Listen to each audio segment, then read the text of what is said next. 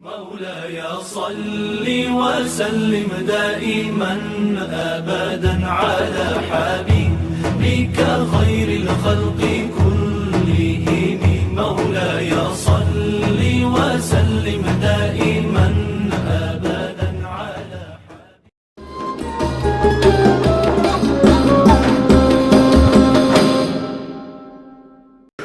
بسم الله الرحمن الرحيم. Assalamualaikum warahmatullahi wabarakatuh.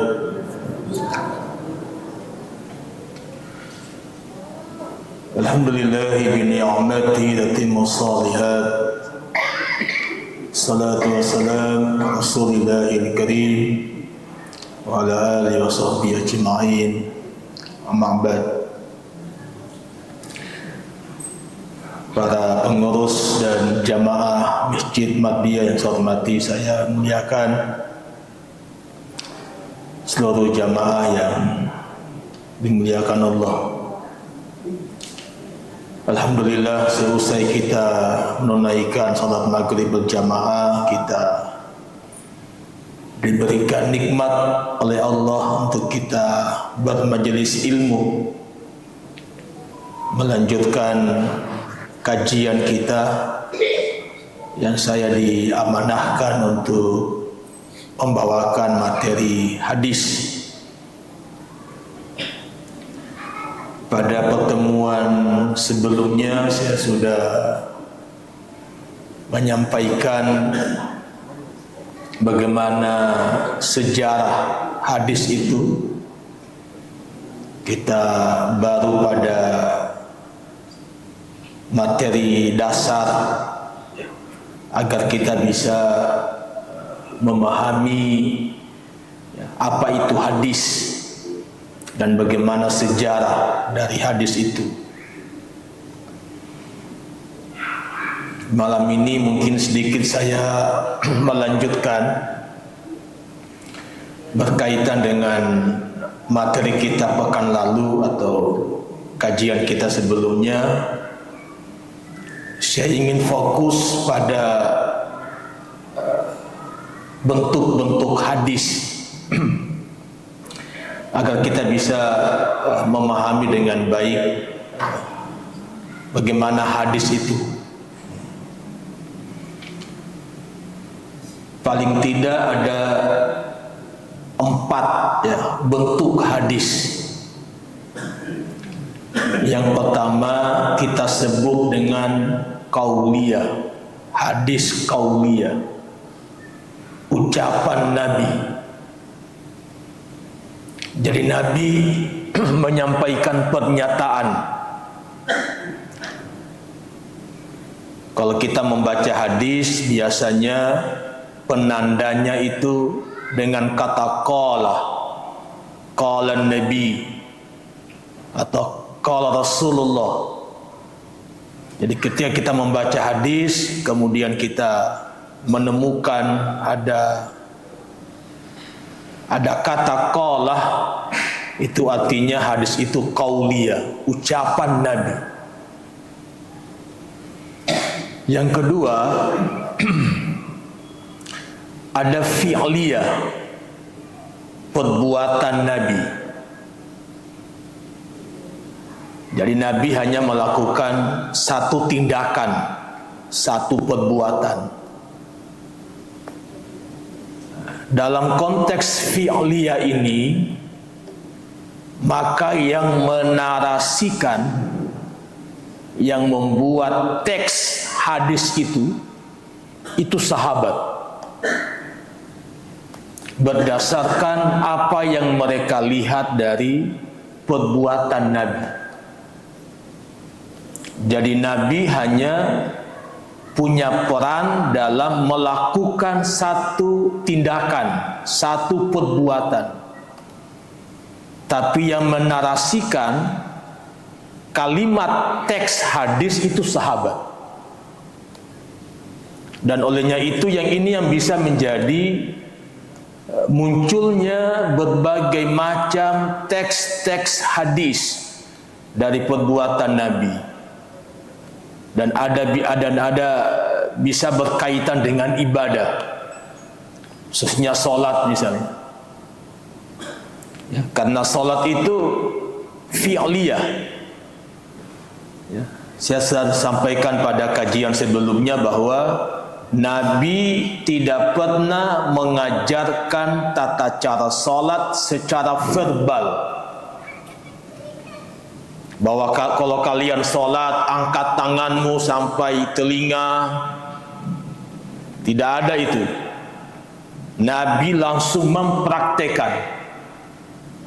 Olehnya itu, kauliah Nabi tentang sholat, Nabi katakan, "Shollu kama ra'aitumuni usolli."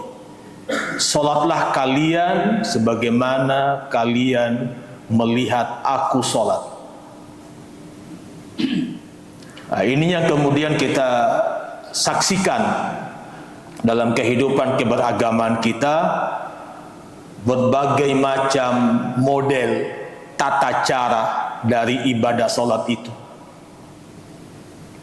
Kenapa bisa berbeda-beda? Sangat tergantung pengalaman sahabat dalam melihat Nabi sholat.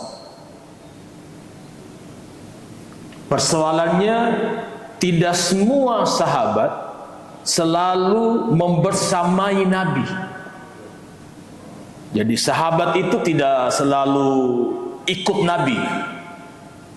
Ya, makanya ketika sahabat ada yang hadir, ada yang tidak hadir, maka sudah barang tentu pengetahuannya mereka pasti berbeda.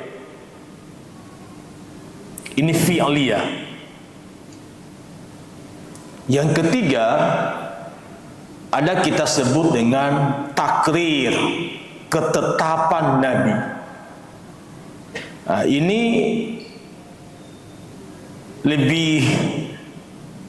lebih banyak peran sahabat lagi di sini. Peran Nabi hanya memberi pengakuan. Ya, pengakuan terhadap perbuatan sahabat. Jadi sahabat itu kadangkala melakukan sesuatu yang Nabi belum pernah ajarkan pada sahabat. Tapi Nabi tidak seperti kita.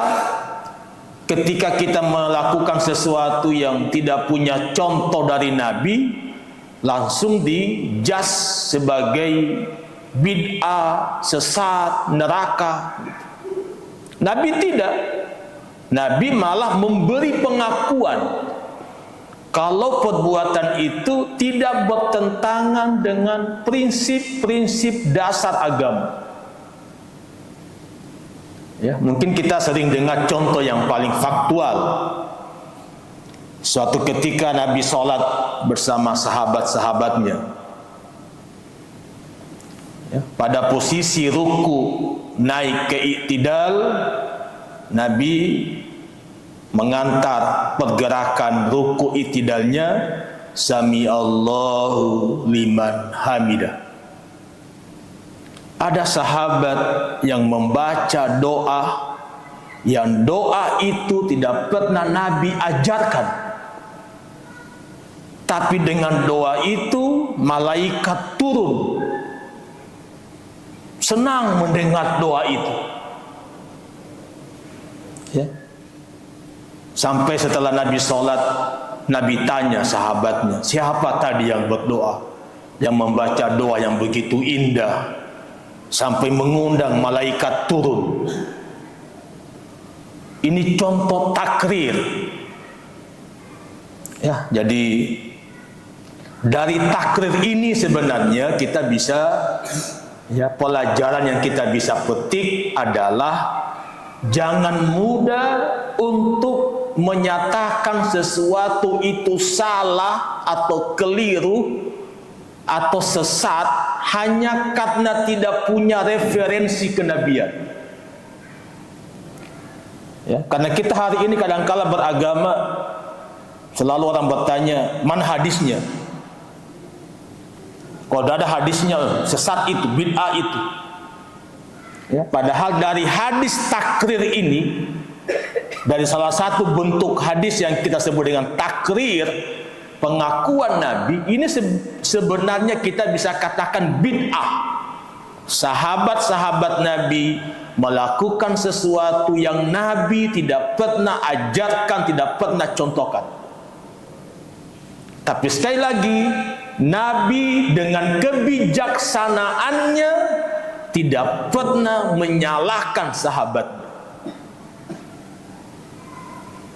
Ya. Jadi saya ingin memberikan penekanan, mari kita memperbaiki cara kita beragama, yang kemudian jangan selalu bilang mana hadisnya. Selesai itu mana hadisnya. Jadi memang kita harus beragama dengan petunjuk Quran dan hadis. Tapi tidak harus selalu merujuk pada teks Quran hadisnya. Kalau kita mengkaji Quran hadis itu terlalu banyak makna yang problemnya kita kadangkala hanya membaca hadis itu cuma sekedar teks. Kalau tidak ada ini teksnya, salam itu. Itu problemnya. Ya. Jadi mudah-mudahan dari hal ini kita bisa semakin bijaksana. Ya, semakin bijaksana untuk tidak mudah menyalahkan, menuduh orang itu melakukan sesuatu yang salah karena tidak ada sumber hadisnya. Dalam agama kita memang sumber agama yang primer dua, Quran dan hadis, ya. Itu primer. Tapi dalam kajian hukum Islam, nanti tanya guru saya Prof. Darussalam, banyak sumber-sumber lain, ya, selain Quran dan hadis. Kalau cuma Quran dan hadis sumbernya, ya, banyak hal yang tidak bisa kita berikan solusi dari problem-problem kehidupan kita. Ya, maka nanti muncul ada kias, ya, ada ijma, ada istihsan, ada istishab, ada saduz zara'i. Itu semua alat-alat hukum atau alat-alat istihad yang digunakan oleh para ulama untuk memproduksi hukum. Ya. Jadi jangan hanya beragama hanya pada Quran hadis, Quran hadis. Quran hadis itu hanya menjadi sumber primer yang menyampaikan ide-ide besarnya, gagasan besarnya. Ya. Ya, kalau kita hanya Quran dan hadis, bagaimana kita menyatakan bahwa narkoba itu haram? Tidak ada di Quran di hadis mengatakan sesungguhnya narkoba itu haram. Tidak ada itu. Kenapa kemudian para ulama menyatakan narkoba itu haram? Itu dari cara kerja hukum, dari hukum kias, dari metode kias. Kias itu mempersamakan hukum, ya, dengan satu masalah. Maka narkoba itu dinyatakan haram karena dikiaskan dengan khamar. Kesamaan pada sisi sifat yang bisa merusak akal. Karena narkoba itu sama sifatnya dengan khamar, maka hukum narkoba dikiaskan dengan khamar. Itu namanya hukum kias. Jadi agama punya banyak alat, ya.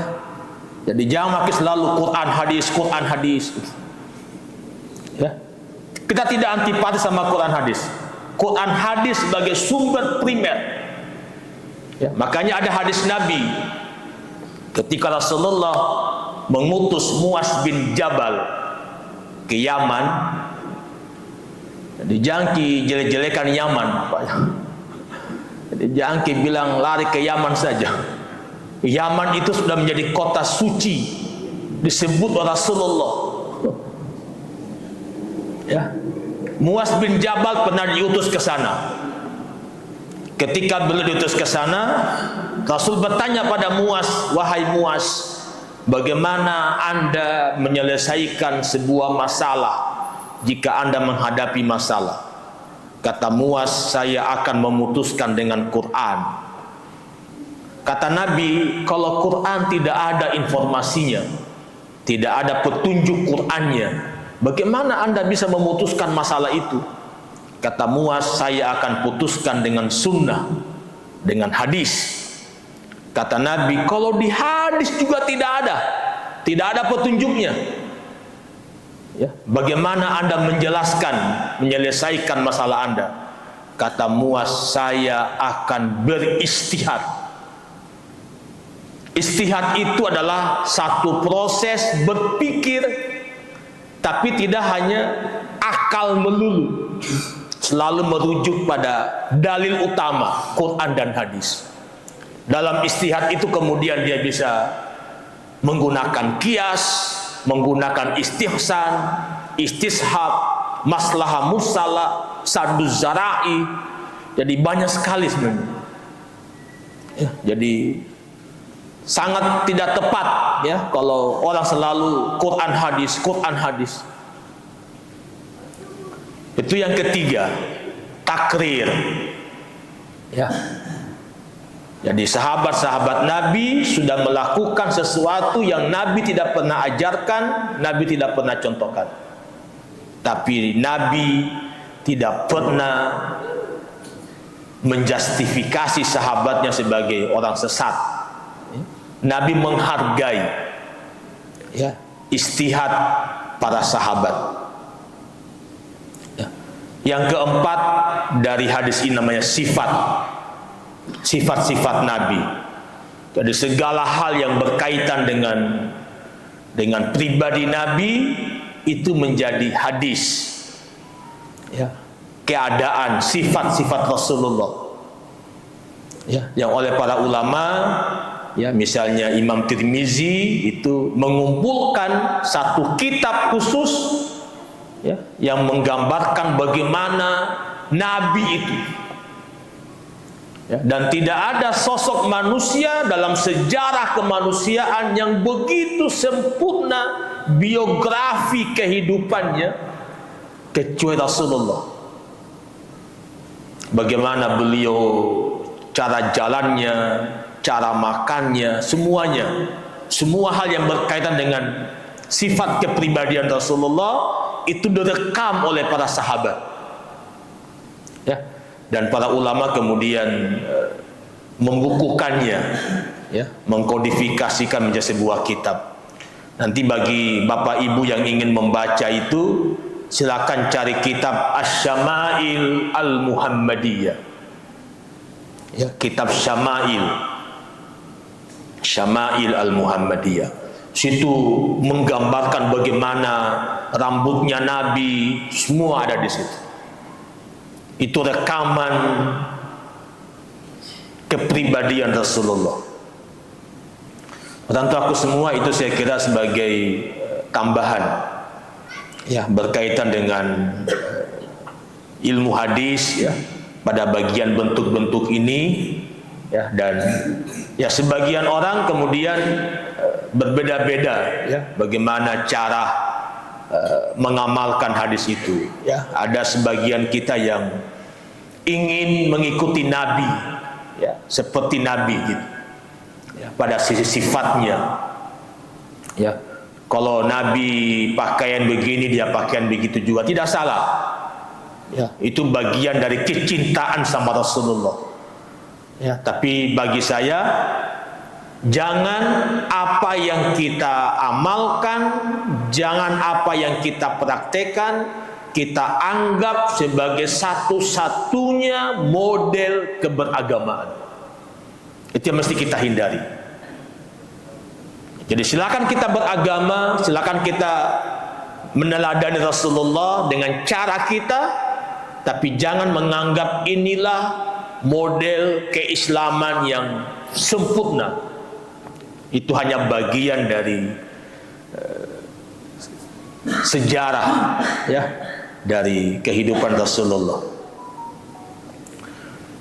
Orang tua aku semua yang saya hormati, saya muliakan, nanti diberikan kode ya kalau pengantarnya sudah cukup ya, untuk kita diskusi mungkin. Oke, sesuai dengan petunjuk guru saya Pak Dr. Daming ya, nanti kita akan fokus pada kajian hadis-hadis sholat ya, tapi mungkin kita tidak akan masuk pada perdebatan-perdebatan tentang gerakan gitu ya. Mungkin kita hanya fokus pada hadis-hadis yang bisa mengajak kita untuk memperbaiki kualitas sholat kita. Ya, kalau gerakan itu silakan kita masing-masing memilih. Ya, tapi paling tidak sholat kita itu bisa mencapai esensi tujuan utama ya dari sholat itu. Ya. Ya, saya kira di kitab-kitab hadis itu ada satu bab khusus, kitabus sholat. Ya, kitabus sholat, kitab satu bab yang semuanya berisi tentang hadis-hadis sholat. Ya. Orang tua aku semua, sebagai tambahan materi, ya, saya ingin membacakan satu hadis ya, karena ini kajian hadis ya, supaya tidak, dan saya akan mengikuti apa yang disampaikan oleh Pak Ketua ya, Pak Ketua Yayasan ya. Mudah-mudahan materi-materi saya ini bisa menjadi sebuah dokumen buku ya. Nanti saya akan bantu untuk menjadikan buku, dan ya, silakan nanti Masjid Madiyah untuk menerbitkannya sebagai satu dokumen dari produk kajian. Oke, saya ingin membacakan satu hadis yang menjadi dasar ya dari kewajiban sholat itu. Ya, jadi kalau di Quran hanya banyak kita membaca aqimus sholat gitu ya, dirikan sholat ya. Nah, oleh Nabi kemudian dalam hadisnya di Sahih Bukhari hadis ke-8 ya, riwayat dari Abdullah ibnu Umar ya, saya tidak perlu baca sanadnya mungkin ya. Nabi kita bersabda, buniyal Islam ala khamsin ya. Islam ini dibangun atas 5 perkara ya, kita sudah hafal semua hadisnya ini ya. Syahadat, salat, zakat, haji, puasa ya. Jadi inilah apa ya, salah satu keunikan dari hadis ini. Jadi kalau kita membaca hadis itu mungkin kita akan menemukan redaksi yang berbeda-beda. Ya, kalau saya kutip hadis yang saya baca ini kalau kita bangun rukun Islamnya syahadat, salat, zakat, haji, puasa. Puasa kelima di sini, di hadis ini. Ya. Nah, kenapa misalnya di hadis yang lain haji kelima, puasa keempat misalnya? Nah, itulah salah satu bukti bagaimana para periwayat dengan menggunakan periwayatan bil makna ya, menyusun redaksi hadisnya bisa berbeda-beda. Ya. Nah, mungkin yang sama yang tidak berubah ini syahadatnya, syahadatan an la ilaha illallah wa anna Muhammad Rasulullah wa iqamis shalah. Tapi yang lain di belakangnya kita bisa menemukan hadis yang berbeda-beda, apakah zakat lebih awal, apakah puasa lebih awal, apakah haji belakangan. Ya, itu bagian dari proses kegiatan periwayatan hadis. Ya. Nah, dari hadis ini kita bisa memahami secara sederhana ya, bahwa sholat itu menjadi salah satu pilar dari agama ya, bahkan dia menjadi tiang pokoknya agama ya, tiang pokoknya. Kenapa sholat menjadi tiang pokok? Karena sholat itu menjadi implementasi ideal dari syahadat ya. Jadi syahadat itu kita bisa buktikan melalui sholat ya. Makanya untuk membedakan seseorang itu kafir, tidak kafir gitu ya, kata Rasulullah dalam hadisnya, ya lihat sholatnya. Jadi pembeda seseorang itu kafir tidak kafir, lihat sholat. Ya, makanya di hadis Imam Al-Baihaqi, ya kita sering mendengar hadis ini, as-salatu imaduddin, sholat tiang, ya tiang agama. Ya, saya masih ingat guru kita Allahu yarham Kiai Haji Sanusi Baco, ya selalu menjelaskan kenapa sholat itu tiang agama, karena 4 rukun Islam yang lain ada semua pada sholat. Ya, dalam sholat ada syahadat. Ketika kita tahiyat, kita pasti membaca asyhadu an la ilaha illallah. Dalam sholat pasti ada puasa, karena tidak boleh sholat sambil makan. Ya, bahkan kalau kita sholat tiba-tiba ada sisa makanan yang jatuh dari gigi kita, kita telan makanan itu batal sholatnya. Ya, batal sholatnya. Makanya Nabi katakan, laula an asyukka ala ummati la amaratahum bisiwak inda kulli sholatin. Sekiranya saya tidak memberatkan umatku, saya akan perintahkan siwak setiap dia sholat. Nah, memahami hadis ini kemudian kita berbeda lagi. Ya, dengan hadis ini kemudian ada orang yang menggunakan siwak kayu, ya simpan di sini di kantong bajunya. Ya, setiap sudah azan yang masih gosok-gosok giginya. Apa dampaknya itu Pak kalau kita begitu itu? Itu artinya kayu siwak kita itu menyimpan air liur Pak. Ya, menyimpan air liur. Kan kita gosok-gosok gigi kita, pasti ikut air liur tak kan? Kita simpan di kantong tak kita simpan itu siwak tak. Itu artinya jangan sampai sisa air liur di siwak tak menempel di baju tak Pak. Itu akan membuat pakaian kita bernajis itu. Bernajis. Ya, jadi ya silakan siwak tapi hati-hati. Ya, makanya ya memang perintah Nabi siwak, tapi kan sudah ada siwak modern Pak, sikat gigi maki, ada alatnya. Ya, saya tidak melarang kita untuk siwak itu gitu ya. Tapi yang saya khawatirkan jangan sampai dengan siwak itu tadi saya katakan kita simpan di kantong ta, padahal di situ ada bekas air liur. Kita simpan di kantong baju ta, jangan sampai menempel di baju ta air liur ta. Itu membuat pakaian ketat, pakaian tidak bersih lagi. Ya. Nah, berikutnya dalam sholat ada haji. Ya. Di mana sisi hajinya sholat? Menghadap kiblat. Ya, menghadap kiblat. Ya, jadi menghadap kiblat itu sisi haji dalam sholat. Terakhir dalam sholat ada zakat. Di mana sisi zakatnya sholat? Kita mesti beli baju Pak. Ya, mesti berpakaian kita. Ya. Jadi membeli baju untuk sholat bagian dari zakat kita, ya, dari zakat kita.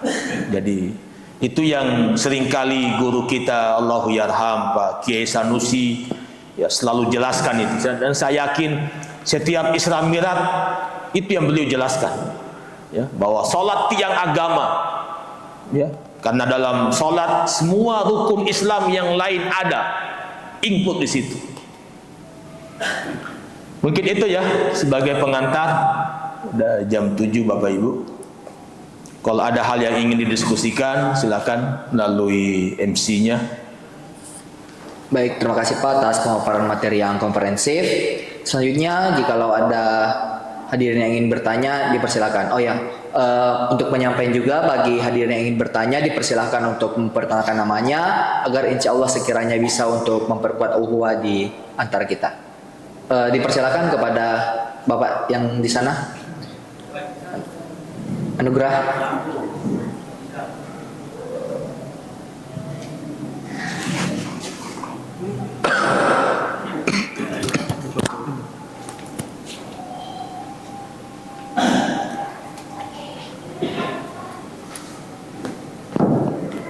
Assalamualaikum warahmatullahi wabarakatuh. Waalaikumsalam.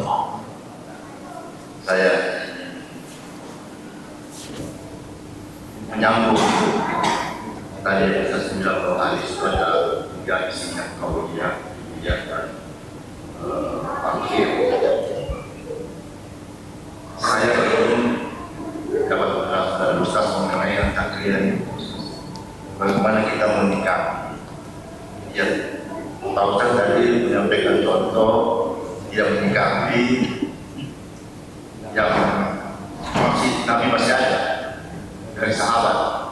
Nah, bagaimana yang Nabi sudah tidak ada, tapi juga dari sahabat, sehingga yang terkesan kita selalu dukung kita.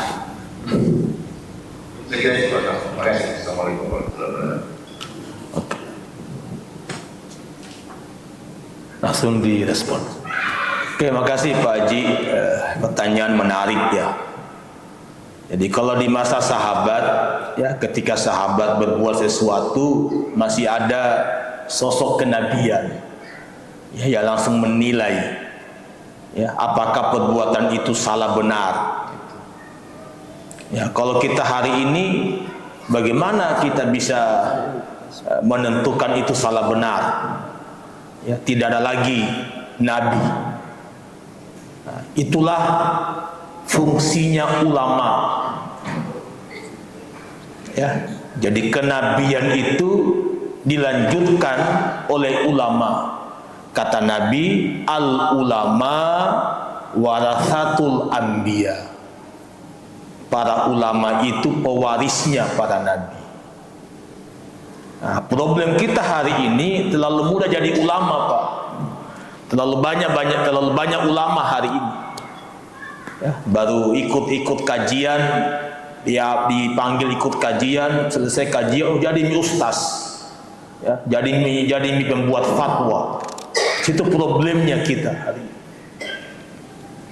Ya. Ya, kemudian ulama kita juga ya banyak masalah lah, Pak. Ya, banyak masalah. Ulama kemudian lagi terkotak-kotak, ya ada ulama ini, yang pada akhirnya umat bingung, ya umat bingung. Nah, supaya kita tidak bingung, ya supaya tidak bingung Pak, Nabi memberi petunjuk yang paling ideal dalam menilai sebuah kebenaran. Apa kata Nabi? Istafti qalbak. Mintalah fatwa pada hati. Ya, jadi kalau kita sudah tidak percaya ulama, karena ulama kita sudah ulama kotak-kotak hari ini, ya sudah berafiliasi ke sini, maka yang paling aman bagi kita hari ini tanya hati kita, tanya nurani kita. Dan itu petunjuk Nabi. Dan hati nurani ini, kalau dia nur, betul-betul nur, bercahaya hati kita, dia akan memberikan bisikan-bisikan kebenaran. Tapi kalau hati zulmani, gelap, ya susah itu. Susah. Ya, karena ya kita hari ini Pak, apa ya, sering saya sampaikan pada mahasiswa saya, ya, jangan sampai kita ini cuma jasad gentayangan, Pak. Ya, kenapa saya bilang kita ini jasad gentayangan? Karena nurani kita mati, Pak. Ya, nurani kita mati. Ya, jadi banyak manusia hari ini hidup jasadnya, tapi nuraninya mati. Ya. Kita mesti nanti Pak Dr. Daming, ya guru saya, jelaskan ini. Informasi awal Quran itu surah Al-Baqarah itu mesti kita hati-hati Pak. Ayat 6 ya Pak. Ya. Khatamallahu ala qulubihim wa ala sam'ihim wa ala absarihim. Jangan sampai kita ini masuk ke sini, Pak. Manusia-manusia yang hidup jasadnya, tapi hati ditutup, telinga ditutup,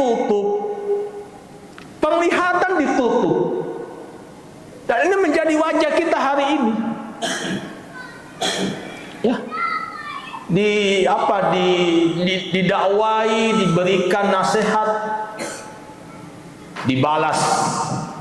Ya, hati-hati kita. Ya. Jadi itu yang paling mudah bagi saya, Pak. Jadi, dan agama ini mudah, Pak. Agama ini mudah. Jangan mempersulit agama.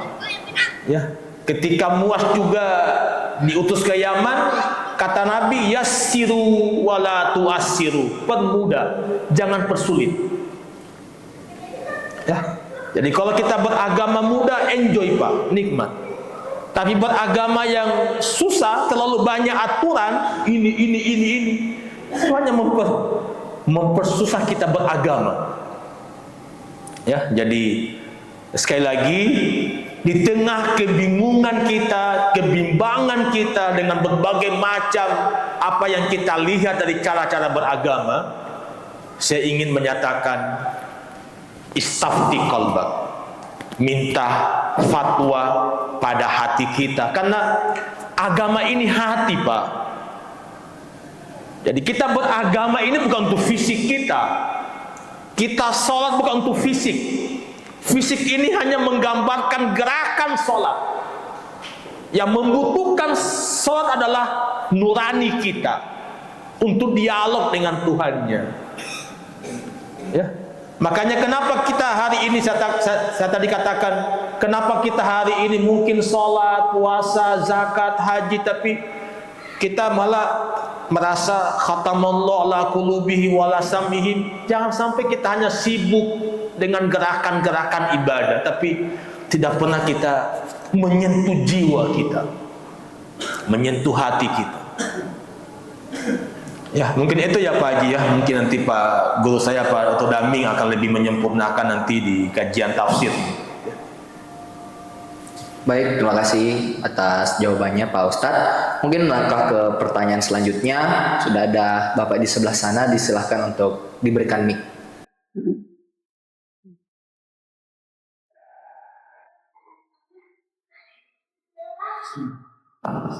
Terima kasih dok. Nama saya Kasmansi, salah seorang pengurus yayasan Mustaqim. Masih saran hadis tauhid. Ini tak berbeda kaitannya yang menanyakan hadis tauhid. Kalau tidak salah bahwasanya hadis tauhid merupakan ucapan perkataan atau sabda Nabi yang tidak langsung. Kalau bisa biasa, pada zaman 4 mazhab ini, Abu Hanifah, Ahmad, Malik, Syafi'i, apakah benar-benar ini masih melihat langsung pada saat Nabi berikan ucapan perkataan sabda Nabi? Apakah masih melihat langsung Nabi saat mengatakan? Lalu dalam hal ini kadang-kadang kita bingung juga, karena 4 mazhab ini kadang-kadang banyak pendapat, bahkan ada guru dengan muridnya saja beda pendapat, Ahmad Hanbal dengan Syafi'i. Jadi kita bingung. Kemudian dalam praktek sehari-hari, ucapannya saja sholat sunnahan wajib. Menurut pendapat Imam Malik, menurut penjelasannya Ustaz Yusri beberapa hari yang lalu, itu mengatakan setiap rakaat salat sunat dalam salat malam. Ada yang mengatakan 4 rakaat sebelum zuhur, ada yang mengatakan 2. Padahal dari pendapat masuk asal tadi, jadi memberikan kok. Saya kira barangkali bisa dijelaskan. Terima kasih. Assalamualaikum warahmatullahi wabarakatuh. Terima kasih Pak Haji. Yang pertama, para imam mazhab itu tidak berjumpa dengan Nabi. Ya, sangat jauh jarak. Ya, jadi yang melihat Nabi cuma sahabat. Ya, Syafi'i, Maliki, Hambali, Ahmad dan Hanafi bukan sahabat. Ya, mereka sudah generasi tabi'in. Ya, jadi Ya, hanya saja mereka itu membaca hadis, Pak. Membaca hadis. Jadi ketika mereka berpendapat, berfatwa, referensinya pada hadis. Ya, pada hadis. Bahkan Imam Syafi'i itu yang punya kontribusi dalam merumuskan kaidah-kaidah ya dalam menilai sebuah hadis bisa dijadikan hujjah atau tidak. Ya. Jadi itu yang pertama. Jadi para imam-imam ini tidak berjumpa dengan Rasulullah. Yang kedua, kenapa mereka bisa berbeda pendapat? Ya, itulah padahal ada hubungan guru murid gitu ya. Imam Syafi'i berguru ke Malik, membaca Muwattah Malik di depan Imam Malik, bahkan Imam Syafi'i belum ketemu sama Malik sudah menghafal kitab Muwattahnya Imam Malik gitu ya. Kenapa berbeda? Perbedaan itu sangat banyak faktornya, ya, sangat banyak faktornya, Pak. Tapi yang saya ingin katakan, faktor lingkungan sosial itu mempengaruhi banyak dalam ijtihad hukum para ulama. Ya, contoh faktualnya Imam Syafi'i. Imam Syafi'i itu dalam kajian hukum dia punya dua fatwa. Ada namanya qaulul qadim, fatwa lama, ada qaulul jadid, fatwa baru. Ya, jadi Imam Syafi'i membuat dua fatwa yang berbeda itu karena berbeda lingkungan sosial di mana beliau tinggal. Ya, jadi keadaan lingkungan sosial bisa mempengaruhi cara kita menginterpretasikan, menafsirkan pesan agama. Itu Pak ya. Jadi itu intinya. Jadi kenapa kita berbeda, kenapa para mazhab berbeda pendapat? Ya perbedaan yang lain yang teoritik misalnya, kalau Malik kan dia tekstual. Dia masuk kelompok ahlu riwayah, kelompok hadis dia, Pak. Jadi apa dibilang hadis itu. Kalau Hanafi itu akal. Ya, dia dalam kelompok ahlu ra'i namanya, kelompok akal. Abu Hanifah tidak banyak menggunakan hadis. Bahkan Abu Hanifah mengatakan kalau hadisnya bertentangan dengan akal, dia lebih mendahulukan akal. Ya, makanya mazhabnya Hanafi itu sangat rasional, dia rasional. Imam Syafi'i di tengah-tengah. Ya, tengah-tengah. Sisi lain dia riwayah, dia gabungkan riwayah dan akal. Ya. Terakhir tentang muakkad ini. Ya, tadi saya katakan di awal Pak ya bahwa salat Nabi itu praktek ya, amalia, bukan contoh. Yang kedua, Nabi itu tidak pernah mempertontonkan salat sunnahnya di depan sahabat. Ya, sekali lagi, Nabi tidak pernah mempertontonkan salat sunnah di depan sahabat. Bahkan begitu takutnya Nabi taraweh, ya, takutnya jadi wajib, dia tinggalkan masjid Pak, pulang ke rumahnya sholat. Ya, jadi Nabi tidak pernah. Makanya kalau Nabi itu kan sholat sunnahnya di rumah Pak, di rumah. Ya, jadi Nabi itu kalau dia qabliyah di rumahnya, tidak di masjid. Makanya Bilal, kapan Bilal qomat? Ketika Nabi muncul dari pintu rumahnya, qomat. Nah, pertanyaannya, berapa rakaat Nabi qabliyah di rumahnya itu? Tidak ada yang tahu Pak. Yang bisa jelaskan itu mungkin Aisyah, yang langsung Nabi lihat di rumahnya, ya, karena beliau tinggal bersama Nabi, istri Rasulullah. Ya, jadi ya tentang hadis muakkad itu banyak, ya banyak. Ya, Isya menyebut qabliyah 4, ba'diyah 4, banyak hadisnya Pak. Ya, banyaknya hadis itu bisa jadi karena informasi yang sahabat peroleh yang berbeda-beda. Dan sahabat tidak pernah lihat langsung Nabi sholat sunat, khususnya qabliyah itu. Ya, karena ya kalau kita mau ikuti sunnah Nabi, ya qabliyah mesti di rumah. Di rumah. Sama juga kalau bapak ibu baru pulang haji atau pulang umroh ya. Kenapa kita di Madinah itu lamanya qomatnya, capek makin menunggu. Ya, kenapa itu lama? Menunggu imam, Pak. Imamnya belum muncul, belum datang. Jadi imam keluar dari pintu masjid dikawal sama polisi, aman nih. Tapi kok tidak muncul imamnya? Ya, jadi kalau kita mau jadikan satu hukum ini, yang memerintahkan qomat tidak qomatnya itu bukan waktu sana, Pak, bukan isya lagi, imam, Pak. Imam. Nah, kita hari sudah kita ganti dengan jam ini. Yang jadi pusing itu kadang-kala jamaahnya ribut, qamat maki. Padahal yang menentukan qomat imam, Pak. Imam. Jadi bukan waktu. Ya, jadi kalau imamnya belum muncul ya belum. Dah qomat itu yang kita rasakan di Madinah, ya, di Mekah gitu. Sudah lama azannya belum qomat, menunggu imam. Dan itu juga yang Bilal lakukan. Bahkan Bilal pernah lama sekali menunggu. Ya, Nabi tidak keluar dari rumahnya. Ternyata Nabi sakit sampai dia suruh Abu Bakar pimpin sholat. Ya, gitu Pak ya.